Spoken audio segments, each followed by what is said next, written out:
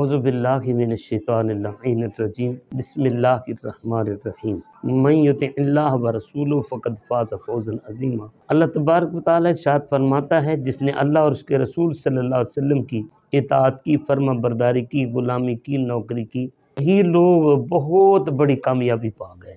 دنیا میں بھی کامیاب، قبر میں بھی کامیاب، حشر میں بھی کامیاب، ظاہری طور پر بھی کامیاب، باطنی طور پر بھی کامیاب، روحانی طور پر بھی کامیاب، جسمانی طور پر بھی کامیاب، دینی طور پر بھی کامیاب اور دنیاوی طور پر بھی کامیاب۔ لیکن جس طرح نبی پاک صلی اللہ علیہ وآلہ وسلم کے صحابہ کرام نے نبی پاک صلی اللہ علیہ وآلہ وسلم کی اطاعت کی، ہمیں بھی اس طرح نبی پاک صلی اللہ علیہ وسلم کی اطاعت اور غلامی کرنی چاہیے۔ نبی پاک صلی اللہ علیہ وآلہ وسلم کے غلاموں نے کس انداز میں نبی پاک صلی اللہ علیہ وسلم کی غلامی کی، فقط ایک صحابیہ کی یہاں پر ہم مثال دیتے ہیں۔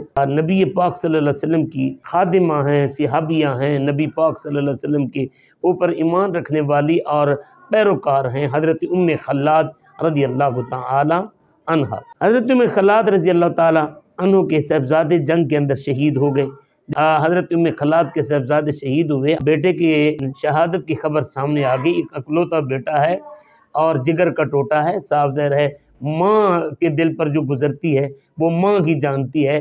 یہ صاحب اولاد جانتا ہے کہ اگر اولاد بچھڑ جائے تو دل کے اوپر کیا بیتتی ہے۔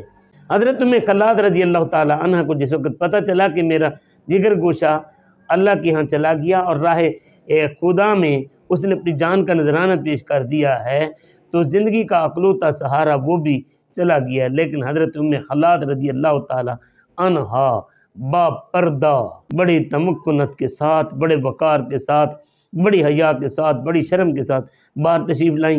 جب باہر تشریف لائیں حضرت ام خلاد رضی اللہ تعالی عنہ، تو کہنے والوں نے کہہ دیا بی بی آپ کا تو جوان بیٹا انتقال کر گیا ہے اور آپ ابھی بھی حجاب میں، ابھی بھی برقعے میں، ابھی بھی پردے میں، ابھی بھی آپ منہ چھپا کر آئی ہیں۔ کیونکہ ایسے موقع پر عموماً جب انسان کا نقصان ہو جائے، خصوصاً جب دل کے ٹکڑے ٹکڑے ہو جائیں اور جب انسان کی اولاد چھن جائے اور انسان کی زندگی کا سہارا ختم ہو جائے، عموماً انسان بے سدھ ہو جاتا ہے، وہ اپنے آپ کو سنبھال نہیں پاتا، روتا ہے، پیٹتا ہے، ماتم کرتا ہے، بال نوچتا ہے، کپڑے پھاڑتا ہے، سینہ کو بھی کرتا ہے، عجیب و غریب اس کی حرکتیں ہوتی ہیں۔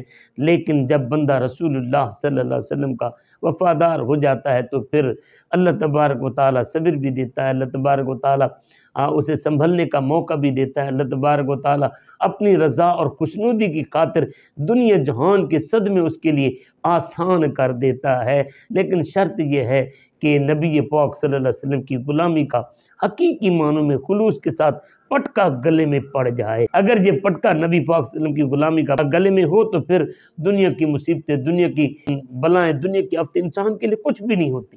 انسان سب کچھ سہ جاتا ہے، پھانسی کا پھندہ سامنے ہو اور دشمن اگر جسم کے ٹکڑے ٹکڑے کریں تو پھر بھی اس کے لیے یہ دنیا کے صدمے کچھ بھی نہیں ہوتے۔ اب دیکھیں وہ صحابیہ نے جو بات کی نا، ایمان افروز اور دلوں کو جلا بخشنے والی، راہ ہدایت عطا کرنے والی بات کی۔ حضرت ام خلاد رضی اللہ تعالیٰ عنہ کو جب کہا گیا کہ بی بی تیرا بیٹا انتقال کر گیا، تیرا بیٹا شہید ہو گیا ہے، تیرا سہارا چھن گیا ہے اور تو ابھی بھی یہ برقعے میں، ابھی بھی پردے میں، تو بی بی نے کمال کا جواب دیا۔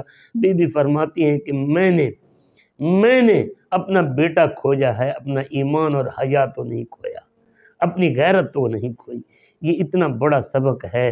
انسان اگر رسول اللہ صلی اللہ علیہ وسلم کا وفادار ہو جائے تو رسول اللہ صلی اللہ علیہ وسلم کی وفا سے انسان کے اندر کتنا بڑا حوصلہ پیدا ہو جاتا ہے، کتنا بڑا جگر ہو جاتا ہے۔ یہ بہت بڑی مصیبت ہوتی ہے، لیکن جب رسول اللہ کی غلامی کا پٹکا انسان کے گلے میں آ جاتا ہے تو سارے دکھ اس کے لیے جھیلنے آسان ہو جاتے ہیں، ساری مشکلیں برداشت کرنے کا اس کے اندر حوصلہ پیدا ہو جاتا ہے اور کوئی غم نہیں رہتا۔ اللہ تبارک و تعالی ہمیں رسول اللہ صلی اللہ علیہ وسلم کے ساتھ وفا کی توفیق نصیب فرمائے۔